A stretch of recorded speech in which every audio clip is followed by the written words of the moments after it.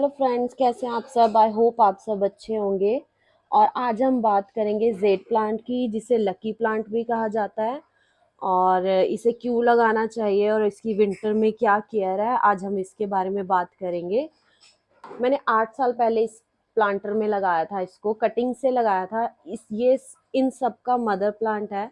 मैंने ये वाला गमला, ये सारे गमले हमने इसी वाले प्लांटर से रेडी किए हैं।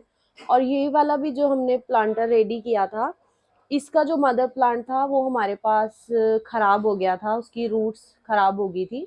तो हमने उसको जब हमें पता था कि अब ये मतलब बचेगा नहीं, सॉरी।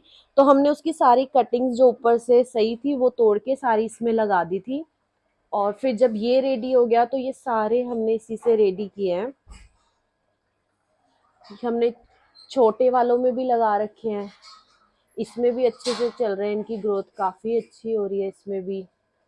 और थोड़े से बड़े में भी लगाए थे, इसमें भी ये फैल गया है। अगर हम इसे कोई भी शेप देते तो ये शेप भी ले लेता, पर हमें ऐसे थोड़ा फैला हुआ अच्छा लगता है।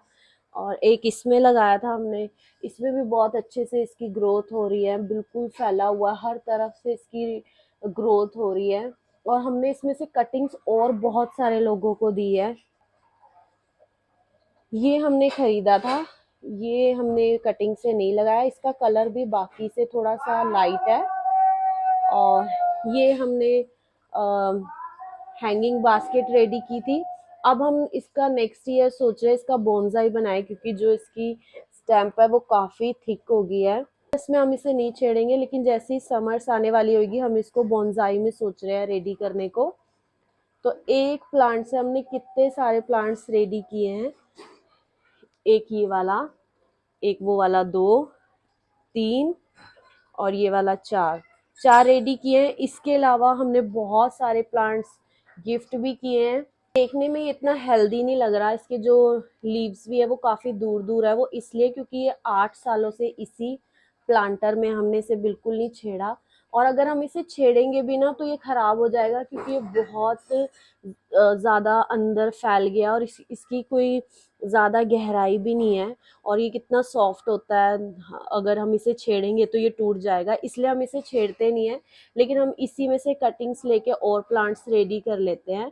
और इतना भी ऐसा नहीं है कि ये बिल्कुल ही मुरझाया हुआ है, बस हमें पता है कि इसका रूट बाउंड हो रखा है। बट इसमें ये अच्छा चल रहा है तो हम भी इसे नहीं छेड़ते। अभी विंटर्स में इनकी केयर हम ये कर रहे हैं। पहले जो ये था, ये हमारी डोर की ना एंट्री पे था। एक यहाँ पे पड़ा था, और जो 2 थे, जो बड़े वाले हैं हमारे, वो एक यहाँ पे था और एक यहाँ पे था। तो यहाँ पे इनके ऊपर सीधी अब जो विंटर्स में जो ओस वगैरह पड़ेगी वो सारी इनके ऊपर पड़ती, तो हमने इसको यहाँ से हटा लिया है।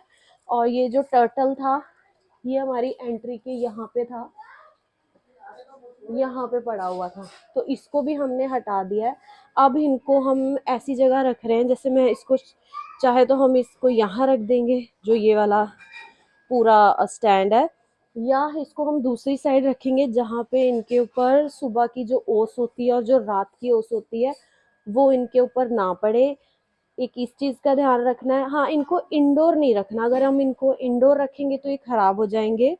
और दूसरी चीज़ ये ध्यान रखनी है कि इनको हमने ऐसी जगह रखना है जहाँ इनके ऊपर जो भी सर्दी की धूप हो वो इसके ऊपर पड़े, क्योंकि इसे धूप की बहुत ज़रूरत है। जैसे जैसे इसके ऊपर धूप पड़ती रहेगी, ये डोरमेसी में नहीं जाता सर्दियों में, इसकी ग्रोथ तो पूरा साल चलती रहती है।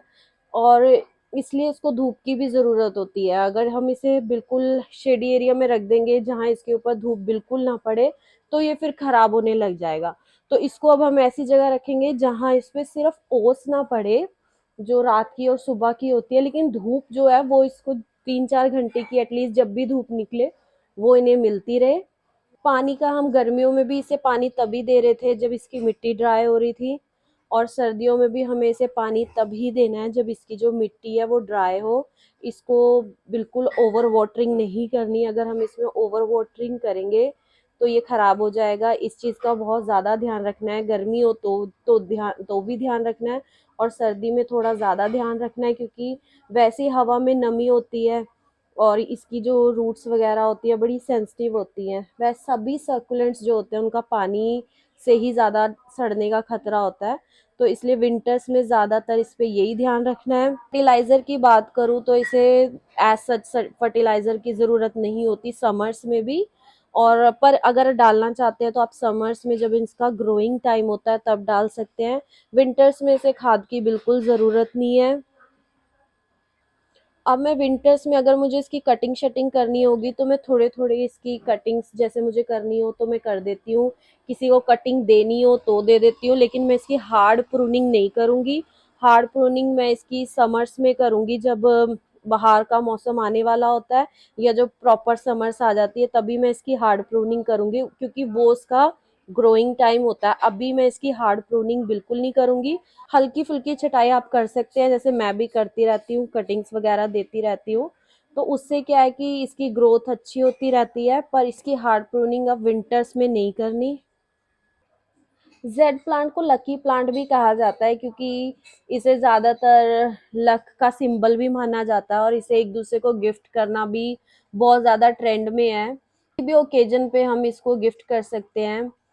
इसको घर पे लगाने के बहुत सारे फायदे हैं। एक तो ये जो स्ट्रेस होता है उसको रिड्यूस करता है, हमारे मूड को इम्प्रूव करता है। एक सबसे अच्छी बात है, इसकी कोई केयर नहीं ज़्यादा करनी पड़ती, इजी केयर है। अगर हम दो तीन चीज़ों का ध्यान रखें तो हम एक प्लांट से बहुत ज़्यादा प्लांट बना सकते हैं, और इसकी केयर यही है कि इसको ज़्यादा केयर की ज़रूरत नहीं है, लो मेंटेनेंस है, नेचुरल एक एयर प्यूरीफायर है। आजकल हमारी जो एयर की क्वालिटी है वो कितनी गंदी हो चुकी है, हमें ज़्यादातर लोगों को सांस की प्रॉब्लम हो रही है, बहुत सारी प्रॉब्लम्स हो रही है। हम फिर अपने घरों में जो इलेक्ट्रिक एयर प्यूरीफायर आते हैं वो भी लगा रहे हैं, तो ये भी लगाना बहुत अच्छा है। ये नेचुरल तौर पे एयर को प्यूरीफाई करता रहता है। हमारे जो भी घर में या जो भी हवा में हार्मफुल जो टॉक्सिक्स होते हैं उसको ये रिमूव करता है। और चीज़ मानी जाती है कि ये धन को भी अपना अट्रैक्ट करता है, अगर ये हमारे घर में हो तो ये धन को अट्रैक्ट करता है। ये इस चीज़ की वजह से भी लोग इसे बहुत लगाते हैं। और सबसे अच्छी बात, ये पॉजिटिव एनर्जी को अट्रैक्ट करता है घर में, नेगेटिव एनर्जी को नहीं आने देता और पॉजिटिव एनर्जी को अट्रैक्ट करता है। कार्बन डाइऑक्साइड को एब्जॉर्ब करता है और ऑक्सीजन प्रोड्यूस करता है। पहले मैंने बताया सिंबल, ये गुड लक का सिंबल तो है ही, इसलिए भी हमें इसे लगा घर पे भी लगाना चाहिए और गिफ्ट भी करना चाहिए। एक चीज़ का ध्यान रखना है, बच्चों से और जो हमारे घर में पेट्स होते हैं उनसे थोड़ा सा दूर रखना है, क्योंकि इसके जो पत्ते होते हैं उस वो थोड़े से टॉक्सिक होते हैं, और छोटे बच्चों को और जो हमारे घर में बिल्ली या कुत्ता जो भी पेट्स होते हैं उनको भी आदत होती है पत्ते चबाने की, तो उनसे थोड़ा सा इसको दूर रखना है। और जो नेचुरल सभी प्लांट्स के फायदे होते हैं कि घर को खूबसूरत बनाता है, ग्रीन रखता है, तो वो सारे फायदे तो इसके है ही हैं। अगर दो तीन चीज़ों का ध्यान रखें तो ये हमारे पास सालों साल बने रहते हैं और अब हमारे घर को सुंदर भी बनाते हैं। अब जैसे न्यू ईयर आ रहा है तो अगर आप चाहें तो इसकी कटिंग्स अपने पास लगाना शुरू कर सकते हैं। विंटर्स में हम इसकी कटिंग्स पूरे साल लगा सकते हैं, उसका मैं एक अलग वीडियो बना दूंगी कि इसकी कटिंग हम कैसे लगा सकते हैं। और जैसे अब न्यू ईयर आ रहा है तो अगर आप एक दूसरे को गिफ्ट करना चाहते हैं तो इसके बड़ा सुंदर सा पोट बना के, जैसे ये वाला पोट है, ऐसा कोई पोट लेके उसमें खूब सारी सी आप पहले से अभी से कटिंग रेडी कर लो और फिर उसमें कटिंग्स लगा के आप गिफ्ट भी कर सकते हो। जिनको शौक नहीं है प्लांट्स लगाने का उनको भी प्लांट्स देके हो सकता है आपका एक गिफ्ट उनको भी प्लांट्स लगाने के लिए मोटिवेट करे और हम और लोगों को भी मोटिवेट कर सके प्लांट्स लगाने के लिए। तो ठीक है दोस्तों, फिर अब किसी और नेक्स्ट वीडियो में मिलेंगे। तो आप सब अपना ध्यान रखें, और अगर आपको मेरी वीडियोस अच्छी लग रही हैं तो प्लीज़ मेरे चैनल को सब्सक्राइब करें, मेरी वीडियोस को लाइक करें और कमेंट्स करें। तो फिर किसी और वीडियो में मिलेंगे, तब तक आप अपना ध्यान रखें। Bye bye.